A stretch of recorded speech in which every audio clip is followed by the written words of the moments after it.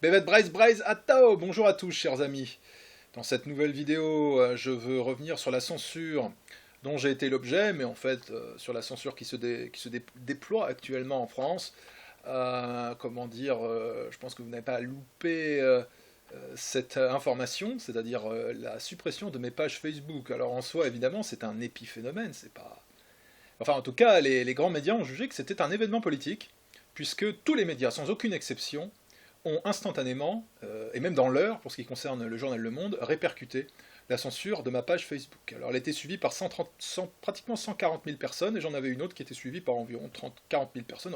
Au total, environ 180 000 personnes qui me suivaient. D'ailleurs, je les en remercie, je les remercie de m'avoir suivi si longtemps. Ça m'a fait plaisir de rester en contact avec toutes ces personnes, d'essayer de leur apporter un éclairage d'une façon ou d'une autre sur ce qui se passe.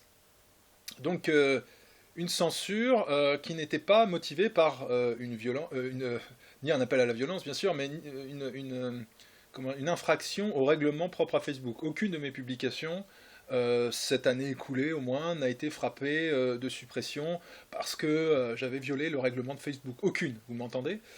J'ai vraiment scrupuleusement respecté les règles. Je ne suis pas étonné, si vous voulez, de cette censure, de cette suppression arbitraire, mais je veux dire, elle n'est pas due à des excès répétitifs de ma part.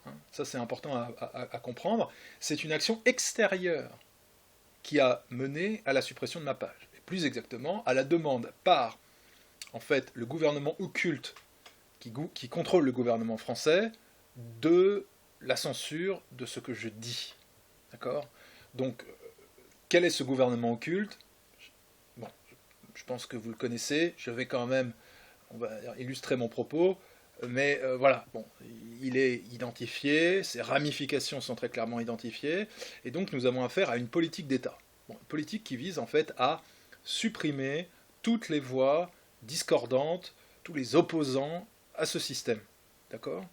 Donc il va sans dire que l'opposition est diverse. Elle n'est certainement pas d'extrême gauche. Vous n'entendez jamais parler de dissolution d'organisation d'extrême gauche, ou alors c'est vraiment minoritaire. Moi j'en ai jamais entendu parler, en tout cas depuis une vingtaine d'années, je n'ai pas souvenir. Ce sont essentiellement des organisations identitaires, nationalistes, bref, des organisations qui défendent la population française autochtone. Ni les pages Facebook de gauche ou d'extrême gauche. Ça n'existe pas non plus, ça. Ce ne sont ni les pages pro-migrants. Vous avez des tas de pages pro-migrants qui appellent à violer la loi en permanence, je veux dire, à importer illégalement des migrants clandestins sur le territoire français. Enfin, c'est une violation ouverte de la législation. Tout va bien. Ils peuvent appeler aux dons, collecter les dons, etc. Enfin, c'est extraordinaire. Donc non, c'est une censure qui n'est pas, c'est une censure qui est politiquement motivée, et on connaît ses orientations, et on sait qui la met en œuvre. Alors qui la met en œuvre? La LICRA, qui est une ramification d'un gouvernement étranger, d'autres aussi, l'UEJF, bien sûr, je pourrais toutes les énoncer, mais ça ferait long, et on connaît leurs orientations politiques, on les connaît très clairement. C'est pas du tout un mystère. Donc, elle frappe bien sûr, les voix qu'on pourrait qualifier d'identitaires, de nationalistes, c'est tout à fait clair, mais aussi tout ce qui pourrait être critique sérieusement à un titre ou à un autre du fonctionnement de ce système. Alors Alain Soral a eu toutes ses pages supprimées et a eu des peines de prison. Alors c'est vrai que moi je totalise 12 années de peine de prison pour des propos, des écrits qui me sont prêtés ou que j'ai pu tenir, voilà, ça dépend. Et voilà, 12 années de prison en France pour un blogueur. Bon. Alain Soral, c'est une année de prison très récemment. Hervé Ryssen, c'est un certain nombre d'années de prison très récemment. Alors ça, c'est pour ces personnes-là. Sinon, dans un autre genre, vous avez les gilets jaunes aussi qui subissent une répression très forte, avec des peines complètement délirantes. Et d'un autre côté, vous avez des gens qui, très curieusement, n'approchent jamais une prison ni de près ni de loin. Je m'en voudrais de tous les citer, ça ferait très long. J'ai quelques idées en tête, je pense vous aussi. Donc, bon, je ne vais pas prétendre découvrir la Lune, mais les tribunaux sont clairement à l'œuvre pour faire un travail d'épuration politique permanente. Et l'Internet, qui a été un moyen de libération de l'opinion publique, de libération du peuple pour qu'il puisse s'exprimer, aujourd'hui est la cible prioritaire du système, de l'oligarchie et des partis politiques au pouvoir, coalisés. Hein. Vous avez La République en marche, mais ça concerne aussi ce parti croupion qu'on appelle les Républicains, bien évidemment le Parti Socialiste et l'espèce de bouffon Glucksmann là, avec qui il fonctionne maintenant, etc. On pourrait citer comme ça toute une série de personnes ou d'organisations qui sont coalisées pour la défense de l'intégrité de ce système, donc pour faire vraiment taire toutes les formes d'opposition à un titre ou à un autre. Et c'est vrai que Internet a permis de libérer énormément la parole, et ça les inquiète terriblement, parce qu'ils voient que ça boue dans le peuple. Ils sont très inquiets. Ça fait plusieurs années qu'ils veulent, en fait, censurer l'Internet. Et ça a pris corps par étapes, par petites touches, et maintenant ça devient vraiment systématique, systématisé. Moi je me rappelle très bien de Christophe Barbier, qui d'ailleurs est marié à une Kumar Cohen, qui avait déclaré que puisque la Chine pouvait mettre en place la censure généralisée de l'Internet, moi à l'époque j'avais fait une vidéo sur la censure généralisée de l'Internet, il y a quelques années de ça. Peut-être qu'à l'époque j'étais passé pour un illuminé, maintenant je pense que beaucoup de gens trouvent que j'étais peut-être un petit peu en deçà de la réalité. Eh bien, à l'époque, Christophe Barbier avait dit que c'était faisable au niveau français et au niveau même de l'Union européenne. Alors ça, c'est la grande ambition du gouvernement parallèle qui contrôle la France, c'est effectivement d'imposer la terreur sur en fait l'espace Internet. Hein. C'est d'empêcher les gens d'exprimer leur opinion, d'empêcher les peuples d'Europe de se révolter contre leur tyrannie en fait. Hein. Donc ça se met en place, et ce qui pouvait sembler grotesque il y a encore 2 ans, encore 3 ans, aujourd'hui devient notre réalité. C'est-à-dire que là, vous allez avoir la loi Avia qui va arriver, du nom de cette députée La République en marche, qui est censée la porter au Parlement. Alors non, c'est un pot de fleurs, c'est une potiche. C'est pas elle qui écrit cette loi-là. Ceux qui ont écrit cette loi, c'est ceux qui ont créé le rapport pour la censure de l'Internet. Et qui a écrit le rapport? C'est le CRIF. D'accord? Donc c'est eux qui écrivent les lois en France. C'est pas Laetitia Avia. Laetitia Avia, elle va poster le courrier au Parlement. Voilà, elle dit voilà, c'est ça qu'il faut faire. Voilà, d'accord. Alors évidemment, c'est un paratonnerre, Laetitia Avia. C'est-à-dire que quand ils font une saloperie, ils n'ont pas envie, si vous voulez, de l'assumer totalement. C'est là que vous voyez le management racial auquel se livre ce gouvernement occulte. Ils veulent pas prendre l'éclair, si vous voulez. Donc on délègue Laetitia Avia pour prendre le choc dans la place publique. Alors elle, je présume que ça lui fait plaisir. Elle dit ah bah j'ai une loi à mon nom, voilà. Bon, mais non, c'est pour que l'hostilité inévitable avec toutes les lois de censure, parce que fatalement il y a un retour de bâton dans l'opinion publique, l'identifie elle comme étant l'origine du problème. Et si jamais ça tourne mal, bon bah ils diront non mais nous on n'était pas, on y est pour rien. C'était Laetitia Avia de La République en marche. Non, c'est pas Laetitia Avia, c'est le numéro 2 du CRIF et ses associés dans le crime qui sont responsables de cette loi. Alors, que dit cette loi? Parce que je parle de la censure, de la censure dont je suis l'objet, ou dont d'autres personnes sont l'objet, mais je veux venir en fait à sa généralisation. Parce qu'en fait, tant que ça ne touche pas les gens, du quotidien j'entends, qui sont pas nécessairement très politisés, bah, les gens sont un petit peu indifférents, ils observent, peut-être ils le remarquent, mais finalement ça les laisse assez indifférents. Bon. Mais la nouvelle loi vise en fait à boucler totalement les réseaux sociaux. Twitter, Facebook, YouTube, j'en oublie peut-être, Instagram, bon, il y en a toute une série. Et cette loi, écrite par le CRIF, qui, comme je l'ai dit, est une émanation d'un gouvernement étranger, va systématiser, automatiser la censure avec des algorithmes. D'accord? Et si les réseaux sociaux, enfin, ils vont pas faire opposition, hein, mais si les réseaux sociaux traînaient un peu des pieds, eh bien, il y aura tout un mécanisme de, si vous voulez, de peine d'amende contre ces réseaux sociaux qui sont tellement énormes qu'ils sont obligés de se soumettre. Ou alors de quitter la France. Parce qu'à un moment donné, ça sera même pas nécessairement très rentable, en fait. Mais ou tellement compliqué techniquement que ça deviendra ingérable, quoi. Mais bon, pour le moment, ils suivent. Mais ils suivent, mais c'est pas une surprise. Facebook est entre les mains de qui vous savez. YouTube est entre les mains de Google, qui est une propriété de qui vous savez. Et ainsi de suite. Et Instagram est une propriété de Facebook, donc voilà. La boucle est bouclée. Donc, en fait, la purge a commencé, l'automatisation de la censure est lancée, et avec les algorithmes, ça va aller très vite. Alors, la loi donc, Avia-CRIF va appliquer ça à tout le monde. Donc, en fait, tous vos commentaires vont être analysés en temps réel, et non seulement on va encourager le mouchardage. Moi, ça me fait marrer parce qu'ils passent leur temps à dire mais rendez-vous compte, durant l'occupation, les gens balançaient les gens.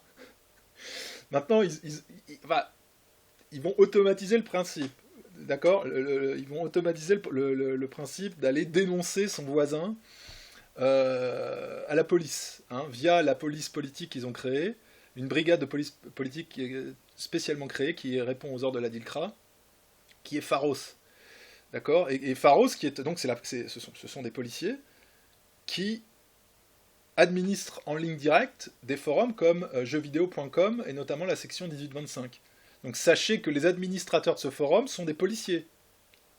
Donc quand je dis que nous basculons dans une forme de soviétisme, ce n'est pas un excès de langage. C'est pas le rôle des policiers de créer des forums de discussion dans un État libre. D'accord. En France, c'est la règle. C'était à la télévision, hein, c'était il y a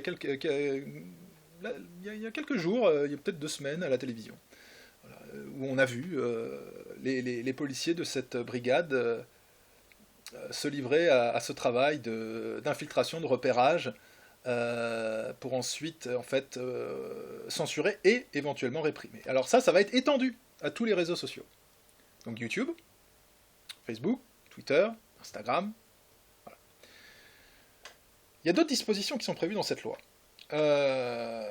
C'est la création d'un site internet gouvernemental où seront listées toutes les personnes qui se seront rendues coupables aux yeux donc de la police politique et du tribunal du régime de discrimination, alors en propos, hein, sur des réseaux sociaux, pour que ce soit connu de tous. Alors discrimination, c'est très large. C'est extrêmement large. C'est-à-dire que ça peut être un propos interprété comme discriminant. Notez bien, tout est dans l'interprétation. Et là, c'est extrêmement violent. Pensez bien, si j'ai eu 12 ans de prison pour avoir dit des choses, bon, le ton est donné. Et maintenant, ça va s'appliquer à tout le monde. Alors, pas nécessairement autant d'années de peine de prison, pour commencer, mais ça va se durcir très nettement. Parce que le petit groupe qui contrôle le gouvernement a peur du peuple. Donc il recourt à des méthodes terroristes, comme je l'ai dit.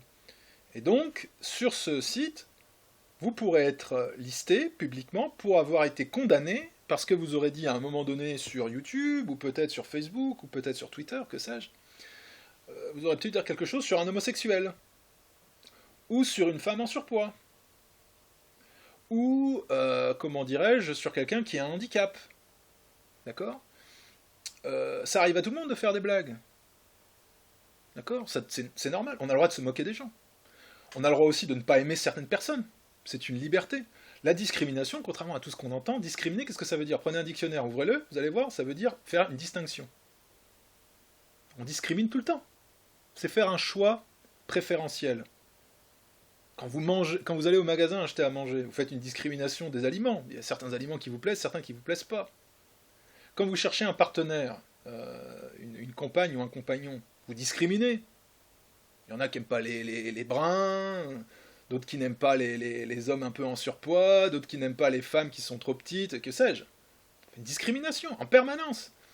Les musulmans, je vais parler un petit peu des musulmans, il y a beaucoup de femmes musulmanes qui veulent, la plupart d'ailleurs, qui veulent un homme musulman. Ils veulent un homme musulman, un homme de leur confession religieuse. Et c'est très bien comme ça. C'est une discrimination. C'est au sens strict une discrimination. C'est-à-dire que vous opérez un choix sur la base de vos affinités personnelles et vous voulez pouvoir le faire. Or, au sens strict, dire « je ne me marierai qu'avec un homme musulman », c'est de la discrimination. D'accord ? Il suffit d'attendre un petit peu, vous allez voir que cette folie terroriste de ces lois dites antiracistes va aboutir à ça, hein, vraiment, hein, enfin, l'asile complet entre les mains de qui vous savez. Donc cette législation, si vous voulez, alors imaginez dans un cadre, parce que vraiment là je me projette dans l'application de cette législation qui va arriver, là tout de suite, c'est au Parlement là. Ça arrive, donc c'est pour très bientôt. Imaginez dans le cadre du travail, vous avez dit un propos sur une collègue, par exemple, d'accord, et elle veut se venger. Ou vous avez couché avec une collègue, je raconte n'importe quoi, vous avez couché avec une collègue, elle vous en veut à mort parce que vous avez rompu, admettons. Qu'est-ce qui vous dit qu'elle va pas après sortir un propos d'un contexte que vous avez pu écrire? Qu'est-ce que vous en savez rien? Et après, elle va porter plainte de discrimination. Ça, sur une messagerie, sur un groupe Facebook. Allez savoir.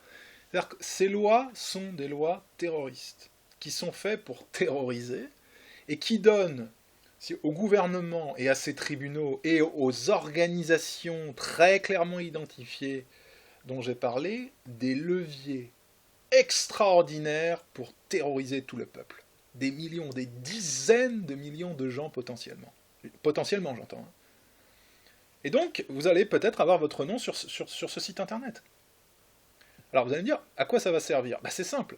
Après, quand vous aurez un emploi quelque part, ces associations vont détruire socialement en allant intimider votre employeur, en disant, mais si vous employez cette personne, ils informeront votre employeur, il est présent sur cette base de données, monsieur. Vous employez des gens comme ça? Si vous employez des gens comme ça, on va le dire sur la place publique. Et votre employeur, il va être tétanisé. Il fait pas de la politique, il essaye de faire tourner sa boîte. D'accord?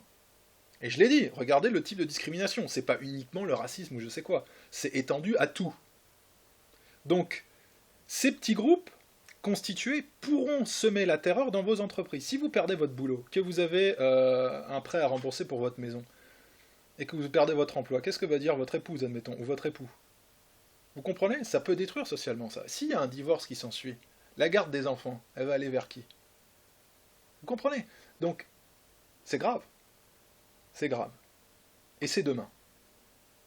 Et c'est demain. Et si vous croyez que ces organisations vont se priver de ce moyen de semer la terreur, vous faites fausse route. Donc, ils veulent criminaliser toute forme d'opposition, et pour vendre ça, ils vont désigner un vindicte populaire, excité par leur presse, parce que la presse est entre les mains de ces gens-là. Hein. Quand moi, je n'existe jamais dans les médias, d'accord? Il n'y a pratiquement jamais un journaliste qui vient me parler, par exemple. Mais alors donc je ne suis pas censé exister, je suis censé être invisible, si vous voulez. Et curieusement, quand il y a une mesure de cette nature qui est prise contre moi, mais en 3-4 heures, toute la presse publie des articles vindicatifs et haineux à mon encontre. Je veux dire, vous croyez que c'est une convergence hasardeuse des esprits? Non. C'est écrit comme une partition musicale. D'accord? Et cette main, celle qui tient le crayon, vient d'une autre région du monde, si vous voyez ce que je veux dire. Et donc, ces gens-là, qui manipulent les médias comme ils le veulent, et qui se prétendent représenter une démocratie libre, ouverte, où la liberté d'expression est acquise, c'est une fumisterie. Donc ces gens-là vont utiliser cette violence contre des gens du quotidien. Ils vont faire ce qu'on appelle faire des exemples. Ils vont faire des exemples, ils vont prendre des gens comme ça, et ils vont les jeter à la vindicte populaire. Mais, comme dans mon cas, ils excitent, si vous voulez, l'opinion publique qui avale ce qu'on lui dit vraiment de manière passive, quoi. Hein. Donc, tous les médias tonnent, Boris Lelay, on me dépeint sous toutes les couleurs, les gens sont énervés, et ensuite ils disent « Ah, mais rassurez-vous, nous avons déjà une future loi qui va régler tous les problèmes. » Et là, si vous voulez, le réflexe psychologique des masses, ah oui, extraordinaire. Ce qu'ils n'ont pas compris, c'est que c'est pour eux, évidemment. On leur a pas expliqué ça. Donc en fait, ça va se généraliser, et il va falloir vous, qui m'écoutez, il va falloir que vous preniez des dispositions pour contourner de plus en plus cette censure qui va s'appliquer à vous aussi. Parce que vous n'avez pas envie, comme je l'ai dit, d'être à la merci de ces gens-là. Parce qu'il faut se rendre compte de ce que c'est. Moi, j'y suis complètement habitué, ça me fait rien. Mais quand c'est la première fois qu'on reçoit une convocation devant un tribunal, il y a 90% des gens, si vous voulez, nerveusement, ils ont un choc. Ils sont en terrain inconnu. Et les autres organisations qui sont derrière ces mesures, qui sont ensuite dans les tribunaux, qui contrôlent tous les magistrats, hein, c'est les mêmes gens, hein, sont rompus à l'exercice. Ils traînent tout le temps des gens en justice. Donc eux, les prétoires, ils connaissent. Les magistrats sont acquis à leur cause. Les médias, vous voyez, qui prennent des notes dans l'Assemblée, ils vont, ils vont publier tel quel leur propre sermon. Donc vous arrivez là-dedans. C'est les jeux du cirque, vous comprenez? C'est les jeux du cirque. C'est pour ça, je veux dire, moi j'ai toujours refusé de répondre à... Parce que c'est un théâtre. C'est digne des procès de Moscou. Je veux dire, je refuse d'y aller pour une bonne et simple raison. J'ai pas à être convoqué parce que j'ai des opinions. J'ai pas à m'expliquer d'avoir des opinions. Si j'ai quelque chose à dire, je le dis en public, c'est tout. Je le dis devant tout le monde. J'ai pas à répondre aux convocations d'un juge. Le rôle d'un juge, c'est de traquer des violeurs ou des assassins. C'est pas de s'occuper de ce que je dis. Bon, donc que ça leur plaise, que ça leur plaise pas, je réponds pas à leur convocation. Je répondrai jamais à leur convocation. Ils peuvent se le tenir pour dire. Mais j'ai quand même beaucoup d'admiration pour ceux qui se prêtent à ce jeu-là, même si je pense que c'est contre-productif, parce que c'est faire croire qu'il y a un procès. C'est pour ça aussi qu'ils me sanctionnent aussi durement. Ils me sanctionnent durement parce que, comme moi, je ne me rends pas à mes convocations. Là, pour le coup, là, c'est physique, puisque, bon, géographiquement, il y a une impossibilité. Mais même quand j'étais convoqué à l'époque, j'y allais pas. Pourquoi? Quand j'étais quand j'étais chez moi en Bretagne. Pour la raison que j'ai dite. Mais ça les humilie, premièrement. Mais deuxièmement, c'est que vous ne permettez pas de créditer le théâtre d'une justice équitable. Si vous y allez, vous reconnaissez l'autorité en place. Et vous acceptez le fonctionnement de ce système. Donc ça veut dire que vous acceptez le verdict éventuellement du système. Si vous acceptez de défendre votre cause devant des magistrats comme ça veut dire que vous reconnaissez leur autorité. On est bien d'accord. Or, le faire, c'est vous tirer une balle dans le pied. Parce que quand ils vous condamnent, vous avez cautionné, vous avez donné un vernis de légitimité à cette énorme farce. À cette énorme farce cosmopolite que sont ces tribunaux terroristes, entre les mains de qui on sait. Donc, moi, je ne le fais pas. Mais ceux qui y vont quand même, parce que finalement, ils veulent en faire une tribune, je les admire, parce que vous êtes, comme je l'ai dit, dans l'arène. Mais pas à armes égales, on n'est jamais à armes égales. Parce que d'abord, on a la censure, je l'ai dit. Je pourrais parler un peu du financement par la suite, ou des systèmes publicitaires. Mais on n'est jamais à armes égales, ni devant ces tribunaux, ou en raison des juges, des associations terroristes qui sont payées pour vous persécuter. Enfin, vous payez, et les contribuables français payent, des organisations de cette nature, qui répondent à un gouvernement étranger pour persécuter des Français. Les gens ne le savent pas, n'en ont pas conscience. Donc c'est extraordinaire. Ils vivent de ça en plus, quoi. Ils vivent de la persécution de leurs ennemis, qui sont par ailleurs des patriotes. C'est quand même ça la réalité. Mais en dehors de ça aussi, c'est vrai. Sur Facebook, comme je l'ai dit, vous avez la presse, le rôle pervers de la presse, de cette presse qui est entre les mains de cette même clique. Et qui est contrôlée d'une main de fer. Vous l'avez vu, j'ai donné mon cas, voilà, ils réagissent à la minute. Ils photocopient. Donc il y a un ordre qui est donné. C'est militarisé, le système. Donc, ces gens-là, non seulement reçoivent l'argent du contribuable, vous n'avez pas donné votre avis, c'est le gouvernement, contrôlé par ces gens-là, qui puise dans les coffres de l'argent des contribuables pour déverser des millions, des dizaines de millions, des centaines de millions, des milliards, j'exagère pas, c'est vrai, aide directe et indirecte à la presse, c'est colossal, sur ces journaux, sur ces radios, sur ces journalistes, qui s'étonnent après de se faire cracher à la gueule quand ils vont dans les rassemblements populaires. Et pour cause, ils méritent de se faire cracher à la gueule. Puisque ce sont des nervis du système, les journalistes. Ce sont des ordures. Et eux, malgré tout cet argent, ça suffit pas. Ils perdent des lecteurs. Ils sont discrédités. Ils sont sur les réseaux sociaux. Ils ont des pages, etc. Ils font des promotions, des campagnes promotionnelles pour promouvoir leur contenu sur Facebook. Et ils ont aussi des régies publicitaires, c'est-à-dire qu'ils peuvent aussi toucher de l'argent sur Facebook parce qu'il y a un système de régie publicitaire. Bon, nous, on ne peut pas faire ça. Nous, on est immédiatement démonétisés sur YouTube, Facebook, etc. Je veux dire, quand je dis nous, c'est toute forme d'opposants. On est banni de Facebook, c'est mon cas, ou de Twitter, ou de YouTube. On ne peut pas monétiser, donc on ne peut pas financer ses activités. C'est clair aussi. Et ça suffit pas. C'est-à-dire, par exemple, vous avez tout ce système de fact-checking. Ça c'est extraordinaire. Donc, vous avez les décodeurs, le décodex, tous ces trucs. Bon. C'est-à-dire qu'en plus de tout ça, l'utilisateur de Facebook, il trouve un contenu, admettons, un contenu non conformiste. Il veut aller dessus, paf, l'algorithme se met en place, téléguidé, enfin, et algorithme mis en place à la demande du gouvernement et des organisations qui vous traînent ensuite en justice, parce que c'est ça, hein, c'est la DILCRA qui est aux mains de la LICRA, qui répond à un gouvernement étranger, très bien identifié. Bon, c'est eux qui disent ce qui se passe en France. C'est eux qui le disent.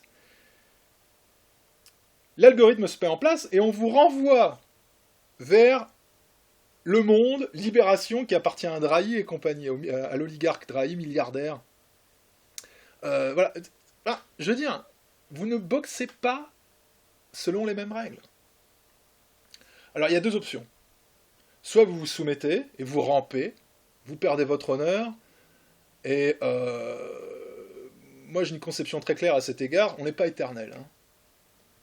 Un jour, je mourrai, comme tout le monde. Bon. Moi, quand je mourrai, je veux pouvoir me dire, bon, j'ai fait tout ce que j'ai pu. J'ai fait tout ce que j'ai pu.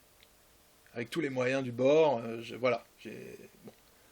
Mais si c'est pour ramper devant des gens pareils, aussi méprisables, parce qu'ils sont méprisables en plus, vous comprenez, c'est même pas un ennemi respectable, c'est un ennemi... ils sont lâches, ils recourent à des méthodes, si vous voulez, des méthodes d'ordure. Il n'y a même pas de grandeur, si vous voulez, dans leurs méthodes. Voyez, on peut respecter un ennemi qui est respectable, mais ces gens-là sont des saloperies, quoi. Donc, on ne boxe pas à armes égales. Enfin, on ne se bat pas à armes égales.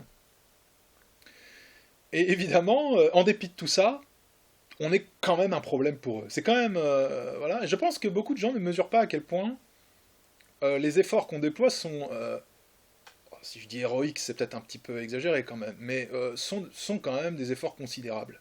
Parce que nous affrontons un système extrêmement bien huilé et qui a des moyens illimités à sa disposition. Des moyens techniques et des moyens financiers illimités. Et en dépit de tout ça, juste par la parole, juste parce que ce que nous disons est en phase avec la réalité, parce que ce que nous décrivons est la réalité, n'est-ce pas? En fait, parce qu'on défend, je veux le croire, la vérité, on est d'une force considérable. Vous comprenez? C'est ça qui fait la force, en réalité, de toute structure politique, c'est la véracité d'une idée. Si une idée est vraie, elle peut bouleverser n'importe quel système solidement établi. L'argent ne peut pas contenir la vérité. C'est ce qu'a dit le Christ d'ailleurs. La vérité vous rendra libre, n'est-ce pas? La vérité rend libre. C'est vrai. Et d'ailleurs, j'observe que ceux qui ont persécuté et mis à mort le Christ sont les mêmes. Comme quoi, il y a des permanences à travers les millénaires. C'est quand même fascinant, je veux dire. C'est quand même fascinant. Ce sont vraiment les mêmes gens, quoi. Même comportement, même... Il y a vraiment... excusez-moi, c'est vrai. Ne serait-ce que pour ça, lisez les évangiles, quoi. Lisez les évangiles, vraiment. Vous en apprendrez beaucoup sur ces gens-là. Donc, pour en revenir... Donc la vérité permet de contrebalancer formidablement le mensonge et la lâcheté de cette engeance, qui essaye de nous soumettre, qui essaye de nous faire taire. Bon. Alors maintenant, quelles sont les alternatives? Parlons concrètement. Alternative, alors il faut toujours rester sur Facebook, hein. Je veux dire, il n'y a pas de raison de déserter. Il faut simplement être un peu malin, il faut voir quel mot passe, quel mot ne passe pas. Donc il faut rester présent sur ce réseau social, pour ceux qui le peuvent, j'entends. Mais il faut de plus en plus compenser par des alternatives. Alors en termes de réseau social, vous avez le réseau social russe VK, qui a, je sais, des défauts. Il n'est pas parfait ce réseau social, mais il existe. Il y a des gens qui disent non, mais quand même, c'est... Bon, il n'y a pas suffisamment de gens dessus, etc. Ça existe. Mieux vaut ça que rien. D'accord? Ceux qui se font éradiquer de Facebook à la demande du gouvernement parallèle en France, ils peuvent au moins exister sur VK, d'accord? C'est mieux que rien. C'est mieux que rien. Donc ce type de critique est nul et non avenu. Alors il y aura toujours des critiques de détail ici ou là, oui, mais ça existe. Donc je vous mettrai d'ailleurs toutes mes coordonnées sur VK, vous pouvez me retrouver sur VK. Vous pouvez aussi me retrouver sur Minds, enfin assez récent, un réseau social assez récent, qui fonctionne sous le mode d'une nouvelle technologie, enfin, nouvelle et pas nouvelle. Enfin, elle a un certain âge, mais elle se démocratise progressivement. Technologie du blockchain, pas besoin d'y revenir, ce serait trop compliqué, vous pouvez vous renseigner si vous ne connaissez pas, qui a l'avantage d'être complètement décentralisé. Donc on ne peut pas cibler, si vous voulez, des serveurs dans un pays, etc. C'est beaucoup trop compliqué, tout le monde héberge tout, partout sur la Terre. Donc votre contenu ne peut pas être, si vous voulez, circonscrit, neutralisé. C'est très difficile. Donc Minds offre cette garantie-là. Alors oui, il y a encore très peu de monde sur ce réseau. Mais ça existe. C'est une alternative. On est déjà dans le réseau social d'après, si vous voulez. Hein? Instagram, c'est Facebook. C'est verrouillé. Alors, il y a des gens qui vont dire, oui, mais c'est très populaire. Pour le moment, c'est très populaire. Pour le moment. Parce que c'est les technologies, si vous voulez, des années 2000. Oui, technologies des années 2000. Mais attention, ça vieillit, ça vieillit, ça vieillit, ça vieillit. Et il y a des nouvelles technologies qui arrivent. Donc nous, on est contraint en plus, parce qu'on a un rôle, à mon sens, d'avant-garde. On doit être avant-gardiste. Et quand on rencontre ces problèmes-là, on aura un temps d'avance sur les autres. D'accord? Moi je le sais, ça fait des années que je le dis. Quand j'ai dit en 2014-2015, vous allez voir, l'Internet va être totalement bouclé en France, il faudra opter pour des alternatives, ça a pu paraître délirant, on y est. Donc Minds offre une alternative. Il y en aura probablement d'autres à venir dans les années qui vont arriver, c'est certain. Mais c'est un début. Financement. Ah ça c'est important, parce que vous qui me regardez... beaucoup de gens se disent qu'est-ce qu'on peut faire. Alors ce qui est fondamental en premier lieu, avant toute autre chose, je veux dire, c'est déjà qu'il y ait des idées qui circulent. Quelle action allez-vous entreprendre si vous ne savez pas pourquoi? Donc, il faut déjà que des idées existent et qu'elles soient débattues. Donc ces idées, il faut qu'elles soient véhiculées. Donc ça, c'est les plateformes dont j'ai parlé, pour ne citer qu'elles, quoi. Mais ensuite, il y a le financement. De quelque initiative qu'il s'agisse d'ailleurs. Et là, bah, pareil, les plateformes centralisées, comme PayPal par exemple, aucun opposant politique ne restera sur PayPal, je peux vous le garantir. Si vous êtes considéré comme un ennemi par le gouvernement parallèle français, vous serez éradiqué. D'accord? Donc si vous... PayPal est quand même très commode quand vous allez faire du shopping en ligne, etc. Donc si on vous en prive, comment vous faites? Vous comprenez? C'est gênant, c'est une gêne. Bon. Mais pour ceux qui veulent solliciter des fonds de la part de leur soutien, de ceux qui veulent aider les idées à circuler, bah c'est problématique aussi. Par exemple, nous, comme je l'ai dit, en termes nous, on ne peut pas utiliser de régie publicitaire sur Facebook, on en est exclu. Mais par exemple, mes vidéos YouTube, elles sont jamais monétisées. Pourquoi? Bah, je suis interdit de monétisation, c'est tout simple. C'est arbitraire, c'est politique, et c'est comme ça. Voilà, c'est la règle. Voilà, vous dites la vérité, on vous éradique. Donc vous n'allez pas pouvoir lever des fonds, comme ça, c'est sûr.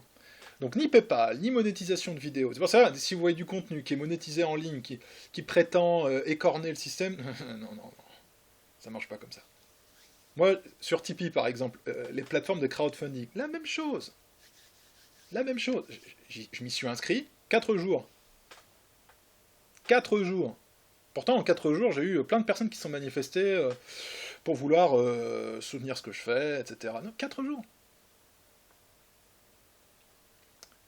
Si vous êtes sur Tipeee, si des gens sont sur Tipeee, ils sont considérés comme soit alliés, des alliés objectifs, soit insignifiants.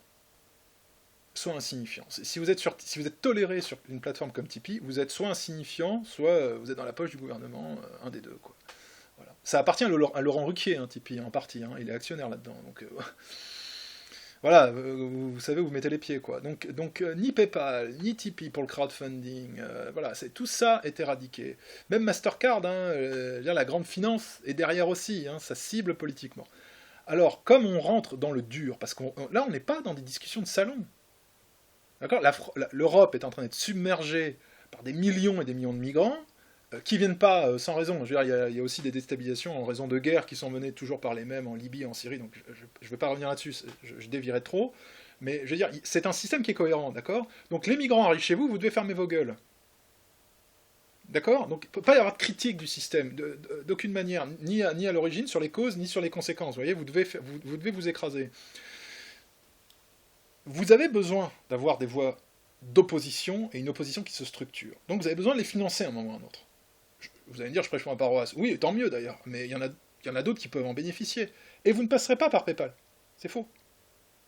Et vous ne passerez pas par Tipeee. D'accord. Et de moins en moins par Mastercard. Donc comment faire? Vous avez les crypto-monnaies. Là encore, nouvelle technologie, blockchain, dont j'ai parlé, pour les réseaux sociaux. D'accord. C'est cohérent. Donc, les crypto-monnaies, il y en a beaucoup. La plus connue, c'est Bitcoin. Il y en a d'autres.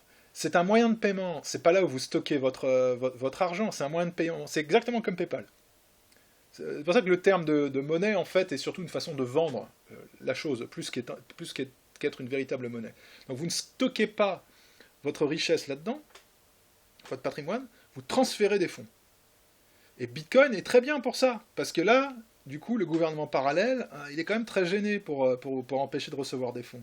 Donc, dans vos activités, recourez de plus en plus à ce moyen de transfert de fonds. Je parle pas, je parle pas pour vos activités économiques, je sais pas, ça c'est autre chose. Je parle pour vos activités militantes, ou si vous voulez financer quelqu'un que vous aimez bien. Passez par les crypto-monnaies. C'est l'alternative. Après, à charge à chacun de vous proposer un système. Hein. Comme moi, si vous voulez me soutenir, je vais vous donner un lien en crypto-monnaie. Voilà, très bien, je vous le donne, il sera en dessous de ma vidéo, vous pouvez me soutenir comme ça. Bon, je vous le donne. Systématisez ce principe-là. Créez votre portefeuille, mettez des fonds dessus, et financez les gens que vous aimez bien. Voilà. PayPal, c'est pas la peine. Voilà. Toujours le même principe. Enfin, entre vous, entre vous, pour discuter entre vous, parce que ça c'est très important, parce que la traque se généralise, d'accord. Là récemment, je ne sais pas si vous avez suivi, en Lorraine, université de Metz, il y a 3 gamines, dont je ne connais pas l'origine d'ailleurs, qui critiquaient apparemment des Noirs qui étaient dans leur faculté. Bon, parce qu'en fait il y en a tellement, vous savez, il y a des programmes d'échange, machin, ils en font venir beaucoup, et donc ils critiquaient leur présence, d'une façon ou d'une autre, peu importe. Bon. Elles échangeaient sur Facebook, ces filles-là. Elles ont eu vent de ça, enfin des personnes ont eu vent de ça, et ça s'est généralisé, et elles vont se faire virer de leur faculté. Alors c'est pas pour parler du cas dans ce cas précis, mais vous pouvez avoir plein de types de discussions qui peuvent être problématiques en ce sens que le système et les organisations dont j'ai parlé vont les utiliser pour vous détruire socialement. Ça ne s'applique pas qu'aux blancs qui sont racistes. Pas du tout. Si vous êtes un musulman, et que vous avez un problème avec l'homosexualité, vous n'aimez pas ça. La promotion de l'homosexualité, vous trouvez ça immoral. Bon. Et oui, mais si vous l'exprimez sur Facebook, vous aurez des problèmes. D'accord? Donc ça ne concerne pas que les blancs qui sont racistes, ou allégués comme tels. Ça peut s'appliquer à des tas de sujets, mais toujours au profit des mêmes. Donc, ce que vous devez faire de plus en plus, c'est recourir à des plateformes de discussion entre vous qui vous garantissent une sécurité par la protection de votre anonymat. D'accord? Donc, arrêtez de discuter de choses, j'allais dire, vraiment... là, je dis entre des gens qui se connaissent physiquement. Hein. Vos petits groupes à vous. Groupe d'amis, groupe de militants. Ne parlez pas sur Facebook. C'est comme si vous parliez aux flics. C'est pareil, c'est comme si vous parliez à la police politique, ou comme si vous mettiez par écrit ce que vous dites et que vous le postiez au CRIF. C'est la même chose. Ne le faites pas. Recourez à des messageries cryptées qui vous offrent un certain anonymat. On pourra toujours discuter à la marge, mais quand même des messageries comme Telegram par exemple, ou Signal. D'accord? Je vais vous mettre les liens de ces applications pour smartphone. Voilà, vous ajoutez vos amis, vous discutez, vous faites des groupes de discussion là-dedans, vous discutez entre vous, et vous videz l'historique une fois de temps en temps, et point barre. Et la police politique n'en saura pratiquement rien. Je dis bien pratiquement.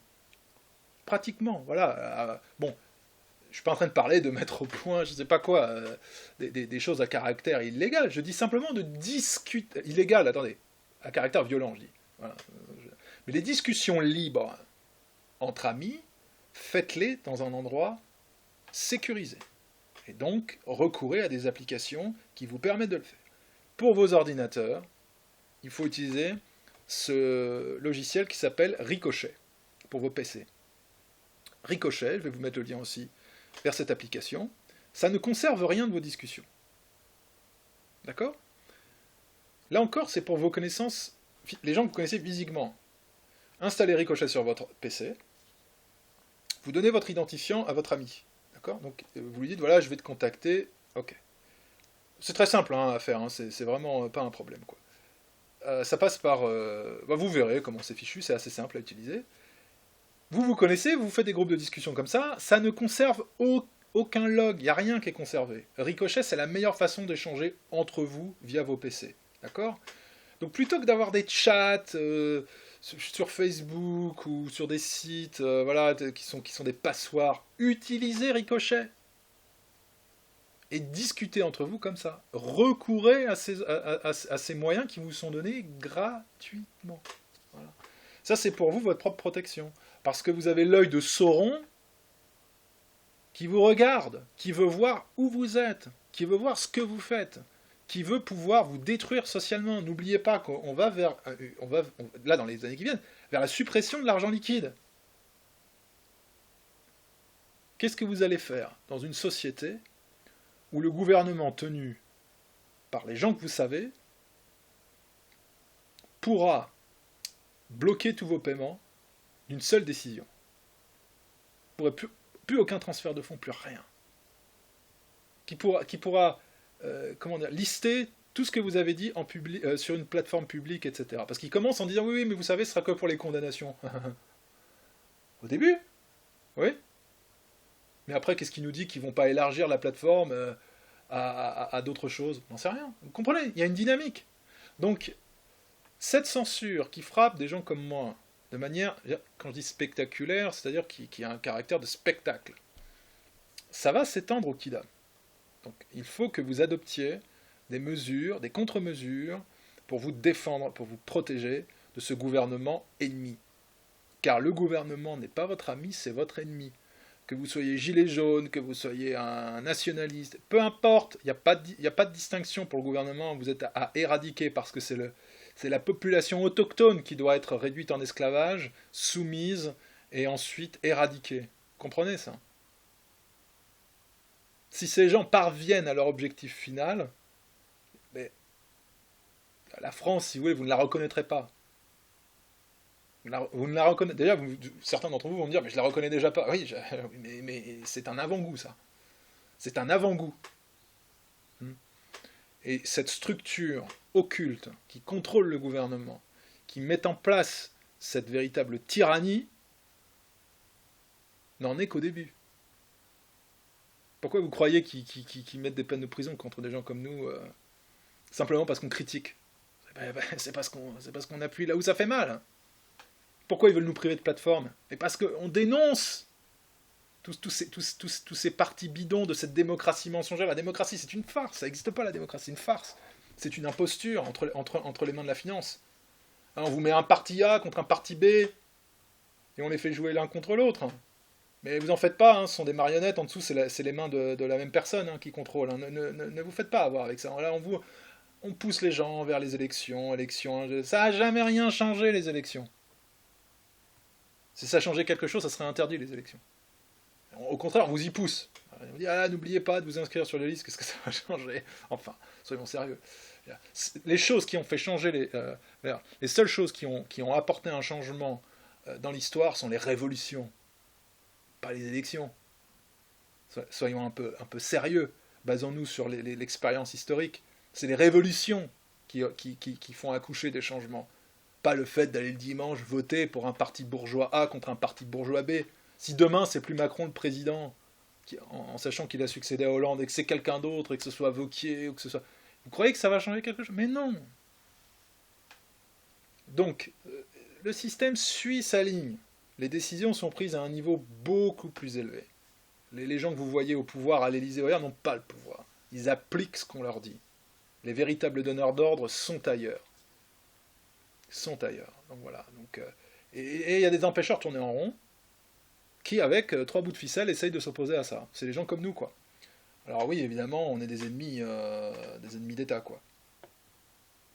Et on a vocation à disparaître.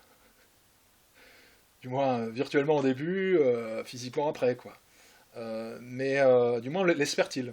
Donc, voilà, protégez-vous, adaptez-vous, prenez conscience que c'est un processus que nous n'en sommes qu'aux premières étapes, et que plus la tension s'accumulera, plus ça va être brutal. Hein.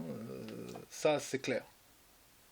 Ça, c'est clair. Ces gens ne vont pas abandonner le pouvoir parce que des gens le souhaitent. Quoi. Non, ça ne va pas fonctionner comme ça du tout. Quoi. Donc, organisez-vous. Et voilà, c'est la nouvelle donne. C'est la nouvelle donne. C'est la nouvelle donne. Comprenez bien, hein, je vais conclure ma vidéo là-dessus. La France du XXe siècle, de la deuxième moitié du XXe siècle, dira-t-on, avec les élections cantonales, non mais ça c'est fini. D'accord, avec la feuille de chou locale, c'est fini ça. C'est terminé. On est dans une période radicale, une période de bouleversement, une période brutale, d'accord, d'accélération historique formidable.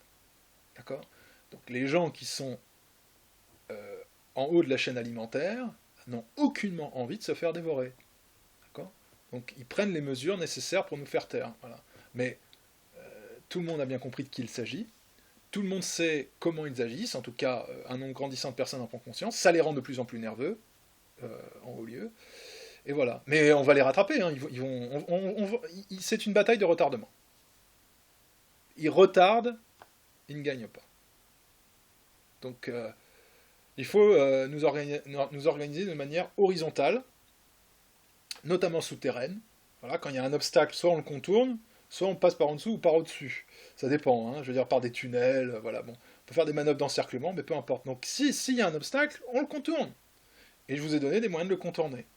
Et on le contournera de plus en plus, les gens le contournent de plus en plus, parce qu'ils n'ont pas le choix. Hein, c'est la règle de l'offre et la demande. Si on ne peut pas utiliser les réseaux sociaux actuels centralisés, avec les serveurs, ces grandes entreprises qui censurent à tout va, les gens vont progressivement migrer vers de nouvelles plateformes, et notamment avec les nouvelles technologies. C'est fatal. Dans la décennie 2020-2030, c'est fatal. Ayons un temps d'avance, chers amis. Je vous dis à bientôt pour une prochaine vidéo. J'en ferai plus souvent sur des points d'actualité. Ce seront des vidéos plus courtes aussi, hein, des vidéos plus concentrées, sur des thèmes vraiment spécifiquement d'actualité. À bientôt. Bon courage. Bevet Braid, à Tao!